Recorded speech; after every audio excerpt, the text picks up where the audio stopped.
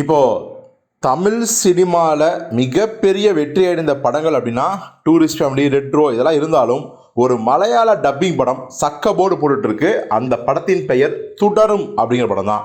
நம்ம மோகன்லால், சோபனா நடித்த படம். இந்த படம் பாபநாசம் எப்படி நம்ம மோகன்லாலுக்கு மிகப்பெரிய வெற்றி அடைஞ்சதோ அதே மாதிரியான ஒரு வெற்றியை இந்த துடரும் கொடுத்துருக்குது. இப்போது இந்த படத்தில் மோகன்லாலுக்கு ஜோடியாக சோபனா நடிச்சிருக்காங்க. ஆனால் இதற்கு முன்னாடி சோபனா கேரக்டரில் நடிக்கிறதா இருந்தவங்க நம்ம ஜோதிகா அவர்கள் தான்.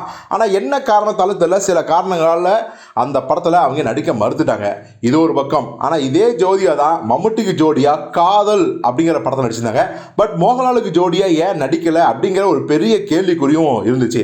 ஆனால் இந்த நேரத்தில் பார்த்தீங்கன்னா இந்த படத்தோட மிகப்பெரிய வெற்றி அடைந்ததை பார்த்தவுடன் சூர்யா அவர்கள் அந்த படத்தின் இயக்குனர் தருண் மூர்த்தியை குடும்பத்தோட கூப்பிட்டு பாராட்டி விருந்தெல்லாம் வச்சிருக்காரு. அந்த ஃபோட்டோஸ் இப்போ பயங்கர வைரலாயிட்டு இருக்கு. அந்த ஃபோட்டோஸில் பார்த்தீங்கன்னா சூர்யா அவங்க கூடவே பார்த்தீங்கன்னா ஜோதிகா இருக்காங்க, தருண் மூர்த்தி அவரோட மனைவி, அவருடைய குழந்தைகள் இருக்காங்க. அதுக்கு மேலே பார்த்தீங்கன்னா கார்த்தியும் அந்த இயக்குனரை கூப்பிட்டு பாராட்டியிருக்காரு. அந்த ஃபோட்டோவில் பார்த்தீங்கன்னா கார்த்தியும் இருக்கார். ஸோ ஒரு படம் வெற்றி அடைந்து அந்த இயக்குனர் திறமையானவர் அப்படின்னு தெரிஞ்சால் சூர்யாவும் சரி கார்த்தியும் சரி அங்கீகரிக்க தவறியதே இல்லை அப்படிங்கிறது தான் உண்மை.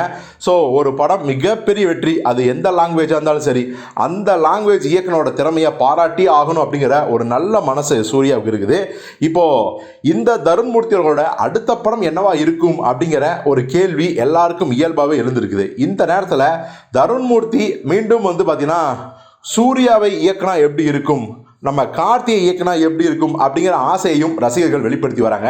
குறிப்பாக பார்த்தீங்கன்னா கார்த்தியும் ஒரு முன்னாடி வெற்றி பெற்ற ஒரு இயக்குனர் சேர்ந்தாவே அந்த படம் பிளாஸ்ட் ஆகும். அது அப்போ இருந்து எதாவது நடக்குது.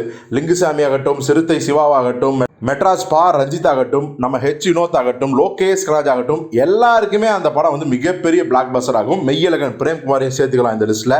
ஸோ அந்த வரிசையில் தருண் மூர்த்தி சேருவாரா இல்லையா அப்படிங்கிறத பொறுத்திருந்து பார்ப்போம்.